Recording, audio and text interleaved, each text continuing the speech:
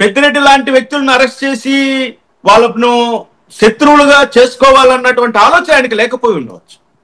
పెద్దిరెడ్డి అరాచకాలు కొనసాగాలి అనుకోని కూడా అనుకోవచ్చు. ఎందుకంటే పెద్దిరెడ్డి చేతిలో సుమారుగా మీ అందరికీ తెలిసిన 70 పైగా ఎమ్మెల్యే స్థానాలు ఆయన చేతిలో ఉంటాయి. 2024 ఎలక్షన్స్ లో ఏం జరిగింది? జగన్ అదే చెప్పింది, అన్నా నువ్వు నీ తమ్ముడు నీ కొడుకు ఎలా గెలిచారో ఆ కిటికేంటో చెప్పన్నా, మేము గారు గెలిచేవాళ్ళం కదా అని అంత మాట అన్నాడు. అంటే దాంట్లో అర్థం ఏంటి? నువ్వు ఏ విధంగా వాళ్ళతో లోపాయికారి ఒప్పందం చేసుకున్నావు, లేకపోతే రాయలసీమలో తూర్పుగోదావరి, పశ్చిమ గోదావరి, ఒంగోలు, నెల్లూరు లాంటి ప్రదేశాల్లో కూడా పెద్దిరెడ్డికి 70 పైన అసెంబ్లీ స్థానాల్లో పట్టుంది. అప్పటికి